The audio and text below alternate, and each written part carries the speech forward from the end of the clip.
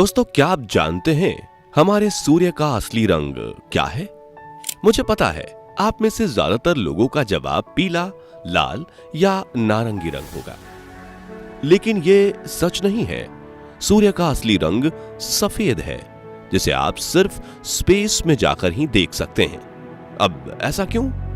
ये हम आपको वीडियो में आगे बताएंगे और साथ ही आपको सूर्य की एक ऐसी सैर पर लेकर चलेंगे जहां से आप इसे एकदम करीब से देख पाएंगे। इसलिए वीडियो को अंत तक जरूर देखिएगा। साथ ही अगर आप चैनल पर नए हैं तो स्पेस से जुड़ी ऐसी ही कमाल की वीडियोस देखने के लिए इसे सब्सक्राइब भी कर लें। दोस्तों, सूर्य के रूप में यह विशाल आग का गोला पिछले करोड़ों अरबों सालों से हमारे पूरे सौर मंडल को रोशनी और हमारे पृथ्वी को जीवन प्रदान कर रहा है। जी हां, आपने बिल्कुल सही सुना। अगर सूर्य को हटा दें तो पृथ्वी पर जीवन की कल्पना भी नहीं की जा सकती। सूर्य हमारे सोलर सिस्टम का केंद्र तो है ही, साथ ही ये हमारे लिए ऊर्जा का भी इकलौता स्रोत है। ये इतना चमकदार है कि पृथ्वी से 14 करोड़ 95 लाख किलोमीटर दूर होने के बावजूद भी हम इसको नग्न आंखों से नहीं देख सकते। वैज्ञानिक बताते हैं कि सूर्य का जन्म आज से करीब 4.6 बिलियन वर्ष पहले स्पेस में मौजूद मैटर के ग्रेविटेशन कोलैप्स की वजह से हुआ था। इससे पहले यह बस एक विशाल मॉलिक्यूलर क्लाउड था, लेकिन धीरे धीरे यह मैटर एक केंद्र में जमा होता गया। इसने सूर्य का रूप ले लिया। साथ ही बाकी का जो हिस्सा बचा हुआ था, उससे सौर मंडल के दूसरे ग्रहों का निर्माण हुआ। इसलिए सूर्य को हम अपने सौर मंडल का पिता भी कह सकते हैं। सूर्य के केंद्र में जो मौजूद इसी मैटर की वजह से इसके अंदर न्यूक्लियर फ्यूजन की प्रक्रिया का जन्म हुआ। आज के जिस सूर्य को हम हर समय गर्म और चमकते हुए देखते हैं, ये इसी न्यूक्लियर फ्यूजन प्रक्रिया का नतीजा है।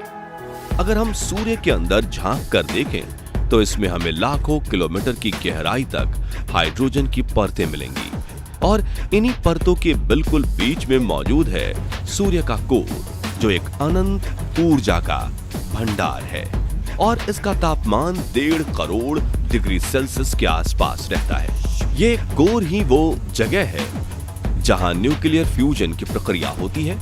इसमें 2 हाइड्रोजन एटम एक साथ मिलकर एक हीलियम परमाणु का निर्माण करते हैं और इससे एनर्जी का एक बहुत बड़ा विस्फोट होता है। कहने और सुनने में यह प्रक्रिया भले ही आसान लगे, लेकिन 2 हाइड्रोजन एटम को आपस में मिलाने के लिए हद से ज्यादा दबाव और ऊर्जा की जरूरत पड़ती है। और सूर्य क्योंकि इतना विशाल है, इसलिए इसके कोर में ग्रेविटी का वो फोर्स बनता है जिससे ये एटम आपस में मिल जाते हैं। इनके मिलने से एक धमाका होता है और उसे फोटोन निकलता है, जिसे आम भाषा में हम प्रकाश का एक कण भी कह सकते हैं। प्रकाश का यही कण सूर्य के केंद्र से निकलकर हमारे पृथ्वी तक पहुंचता है और हमें रोशनी व जीवन प्रदान करता है। सूर्य के केंद्र में हर सेकंड तकरीबन 4 मिलियन टन मैटर ऊर्जा में बदलता रहता है और ये 1.8 न्यूक्लियर बम धमाकों के पैदा होने वाली ऊर्जा से भी ज्यादा है। और यही ऊर्जा प्रकाश के रूप में हम तक पहुंचती है। यहाँ एक चीज को समझना बेहद ही जरूरी है कि सूर्य की ऊपरी सतह से प्रकाश को पृथ्वी तक पहुंचने में भले ही 8 मिनट 20 सेकंड्स का समय लगता हो, लेकिन इसी प्रकाश को सूर्य के केंद्र से बाहरी सतह तक आने में 10 लाख साल लग जाते हैं। इसका मतलब यह है कि आज हम सूर्य की जिस रोशनी को अपने ऊपर महसूस कर रहे हैं, वो 10 लाख साल पुरानी है। अब सूर्य के केंद्र से फोटोन को इसकी सतह तक आने में इतना समय क्यों लगता है, इसका सटीक जवाब अभी वैज्ञानिकों के पास नहीं है। हाँ, लेकिन इतना जरूर है कि अगर ऐसा ना हो तो हमें जीवन देने वाला सूर्य का यह प्रकाश ही हमारा विनाश कर देगा। दरअसल सूर्य के केंद्र में जब कोई फोटोन निकलता है तो वो गामा के रूप में बहुत ही ज्यादा ऊर्जा से भरा रहता है और ये जानलेवा भी होता है। ऐसे में अगर ये सीधा सूर्य से बाहर निकलकर हमारी पृथ्वी पर पहुंच जाए तो जीवन का नाश कर देगा। लेकिन प्रकृति ने सूर्य को कुछ इस तरह से बनाया है कि उसके कोर से निकलने वाला ये प्रकाश 10 लाख साल पुराना होकर ही सूर्य की सतह तक पहुंचता है और इसी के चलते पृथ्वी पर पहुंचने तक ये इतना ज्यादा विनाशकारी नहीं रहता। दोस्तों, सूर्य पर हर समय लाखों करोड़ों हाइड्रोजन बम विस्फोट होते रहते हैं, जिनसे निकलने वाली ऊर्जा ही हमारे लिए जीवन का स्रोत बनती है। और सिर्फ ये ऊर्जा ही नहीं, बल्कि सूर्य का मास भी हमारे ब्रह्मांड को इस रूप में बनाए रखने का काम करता है, जिसका हम खुद भी एक हिस्सा हैं। आपको बता दें कि सूर्य हमारे पूरे सौर मंडल के मास का 99.8% खुद अकेले होल्ड करता है और पृथ्वी की तुलना में इसकी ग्रेविटी 28 गुना ज्यादा है। यही वजह है कि सूर्य खुद से करीब 6 अरब किलोमीटर दूर मौजूद प्लूटो को भी अपने चारों तरफ घूमने के लिए मजबूर करता है। जैसा कि आप जानते हैं कि हमारे सौर मंडल में मौजूद सभी ग्रह सूर्य के चारों ओर चक्कर लगाते हैं। अगर सूर्य को हटा दिया जाए तो ये सभी ग्रह एक दूसरे से अलग होकर अनंत ब्रह्मांड में कहीं खो जाएंगे और हमारे सौर मंडल का नामो निशान तक बाकी नहीं रहेगा। दोस्तों, वैसे तो सूर्य को फिजिकली एक्सप्लोर करना पॉसिबल नहीं है, लेकिन वैज्ञानिकों ने अपने उपकरणों की मदद से इसको स्कैन करके 6 अलग अलग लेयर्स में विभाजित किया है। इसमें सबसे पहली लेयर सूर्य की कोर के बारे में तो हम आपको बता ही चुके हैं। वैसे इसके आकार की बात करें तो यह कोर हमारी पृथ्वी से तकरीबन 1000 गुना बड़ी है। इसके बाद इसकी अगली लेयर है रेडिएटिव जोन, आयोनाइज्ड हाइड्रोजन और हीलियम एटम्स से भरी हुई है। हालांकि ये सूर्य की कोर जितना सघन तो नहीं होती, लेकिन इतनी ठोस जरूर होती है कि फोटोन को आसानी से पास नहीं होने देती। इसके बाद कन्वेक्शन जोन का नंबर आता है, जो सूर्य की तीसरी और आखिरी आंतरिक लेयर है। इस लेयर में तापमान कोर के मुकाबले काफी ज्यादा कम होकर 20 लाख डिग्री सेल्सियस पर रहता है।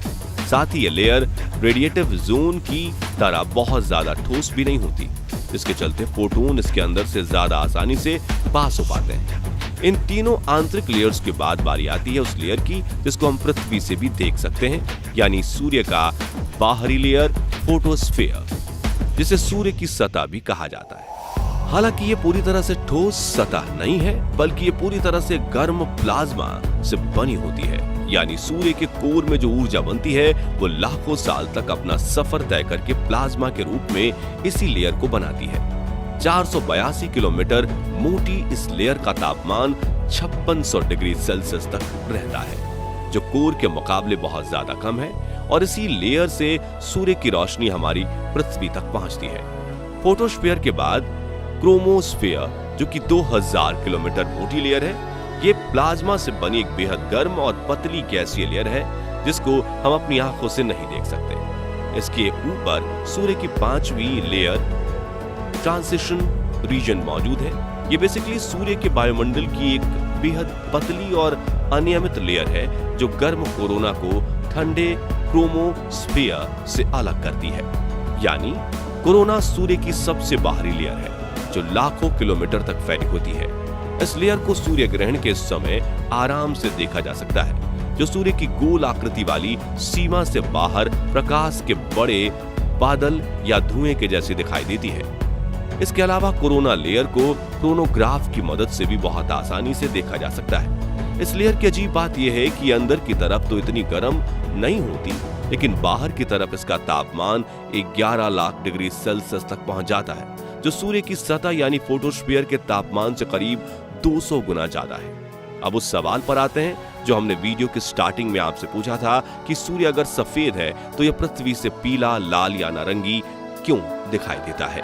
असल में इसका कारण है ये कि पृथ्वी का वायुमंडल सूर्य के प्रकाश में मौजूद ब्लू लाइट को रेड लाइट की तुलना में थोड़ा ज्यादा स्कैटर यानी बिखेर देता है, जिसकी वजह से सूर्य हमें हमेशा पीला ही दिखाई देता है। दोस्तों, हमारा सूर्य इतना ताकतवर है कि हमें अगर जीवन दे सकता है तो एक ही पल में सब कुछ नष्ट करने की भी जरूरत रखता है। इससे जुड़े हजारों ऐसे रहस्य हैं जिनका जवाब हमें ढूंढना है, और ऐसे ही कुछ रहस्यों को उजागर करने के लिए भारत ने अपना सूर्ययान आदित्य L1 को लॉन्च किया है। जो आने वाले 5 सालों तक इसका अध्ययन करेगा। वैसे आपको सूर्य से जुड़े कौन से फैक्ट ने सबसे ज्यादा हैरान किया और आपको ये वीडियो कैसा लगा कमेंट में जरूर बताएं। बाकी दोस्तों, हमारी आज की इस वीडियो में बस इतना ही। वीडियो अच्छी लगी हो तो इसे लाइक और शेयर जरूर करना, और अगर आप हमारे फेसबुक पेज पर नए हैं तो पेज को फॉलो भी जरूर करें। मिलते हैं जल्दी ही एक और इंटरेस्टिंग वीडियो में, तब तक के लिए गुड बाय, जय हिंद।